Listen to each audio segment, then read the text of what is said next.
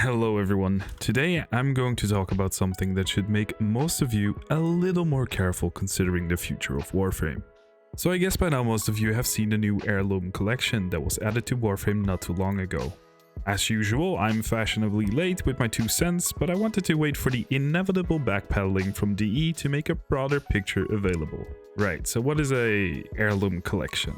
Digital Extremes describes it as a one-time limited bundle of packs of in-game cosmetics. The fact there's also some in-game premium and not so premium currency added there is a thing, but we'll come back to that later. More importantly, the 2 skins and auxiliary cosmetics are Frost and Max skins, a shader pack, a sigil, a glyph, and an emote, plus an accolade for your profile, which you can buy for real-world money in a variety of packages for a limited time until December 31st of 2023. To even begin to understand the amount of pure anger this Heirloom Collection makes me feel, we need to dissect the whole thing and understand what it is and what it isn't. The Heirloom Collection can be regarded as similar to the Founder Packs when Warframe was just hitting the shelves. Figuratively speaking, it feels like to celebrate 10 years of Warframe, DE would like to make a new attempt at offering something more exclusive for the people who really care about the game or have big wallets. Honestly, I'm not against the packs as a one-time exclusive purchase, but more on that in a bit as well. The Heirloom Collection is not similar to the Prime bundles we are so very used to, and I think comparing the two is simply not fair. However, where DE completely misses one of the many marks is making the collection available for a limited time without an option for players to buy it with the in-game premium currency, Platinum. I can't believe I'm going to make this comparison, but even Destiny 2 understands the concept when it comes to their mainline cosmetics being available for Bright Dust, which isn't even a premium currency, more often than not. The fact that Digital Extremes with a lot of experience in selling in-game cosmetics misses this mark after 10 years speaks volumes on their monetization practices, leading far from their community's acceptance. I am beyond disappointed, especially after the Regal Aya fiasco not even 2 years ago. Having packages that are time sensitive, aka FOMO inducing fodder, is a long-standing debate across all of the gaming community.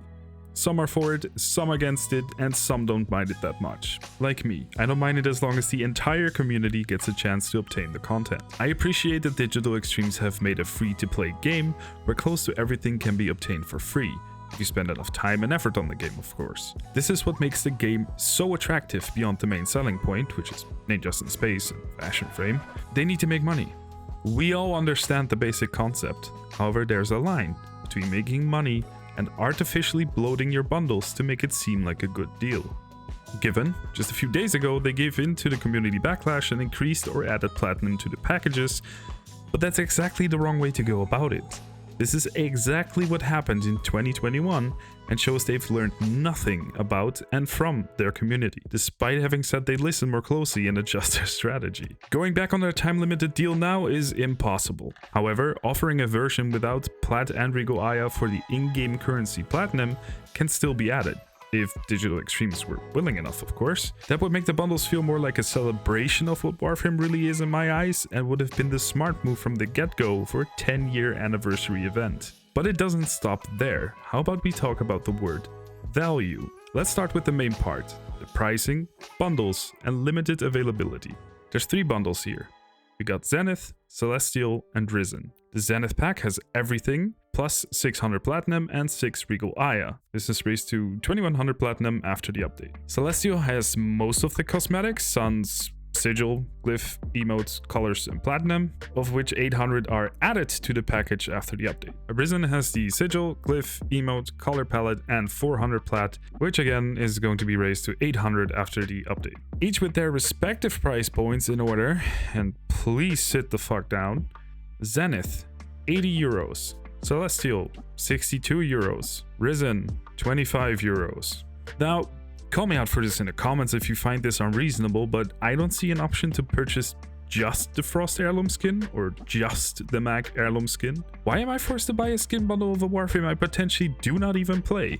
Now to the skins. Mag and Frost Heirloom look decent. They're nothing special, especially considering something like Frost's Ion skin or Mag's Copra skin, but beauty is in the eye of the beholder here. Where the me being a mad little fuckhead continues is the fact that for $80, no, Euros. We're American.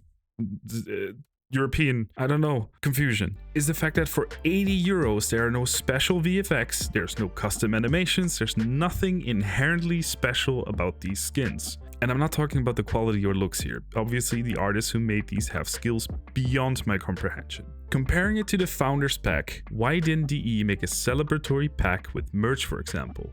Or how about a revamp of the Design Council to include what I think will be mostly veterans who bought the Heirloom Collection? Why is it that Frost and Mac Prime are both available now at Varsia for Regal Aya? Coincidence? Why weren't the frames included in the bundle? Why is it that the majority of players I've seen on Twitter, the forums, and a multitude of discords do not agree with the way the Heirloom Collection was implemented? Not just because the bundles can't be obtained through in-game effort, but also because the value provided for the amount of money you have to spend does not match. Not even close. How is this a celebration of 10 years of Warframe? Hey, you played our game for so long, probably spent a good chunk of change on cosmetics or platinum. How about you give us more money for subpar bundles that make you feel like you got mediocre content instead of actual value and a good feeling? Don't get me wrong. And don't come with the, if it's too expensive, don't buy it comments from the White Knights. I've spent more than 2,000 euros on this game. For cosmetics, gifts, etc. I sincerely suggest you to shave your head, put some lube on it, and stick it up your own ass if that's your main reaction. The main issue is not the pricing. Although steep, with the right items and or content, it could make sense. Grandmaster Founders spent 225 euros on an exclusive Warframe, 8,000 plus platinum, some shitty prime weapons, and bragging rights. People are willing to spend money if they think that it's worth it. But here's the deal. 80 euros for exclusive skins with bloat value added to it is just not reasonable. Unless you really like the skins and every single player could obtain them through other means. In my opinion, Digital Extremes is playing a game of how far can we go, and it's getting to a point of annoyance that makes it very clear why a lot of veterans are leaving the game. There's a constant rotation of content creators, except from a few really big ones that make money off of the game, obviously, and players are generally more critical of in-game cosmetic bundles than really ever before. So in summary, Heirloom Collection could have been really cool and meant as a celebration towards the 10th year of Warframe. But Digital Extremes missed the mark, made it into something predatory, and now has to deal with the fallout. My name is Swag, subscribe to the channel, I upload like once in a blue moon, and join the Discord linked in the description. We're very lonely there actually. Cheers.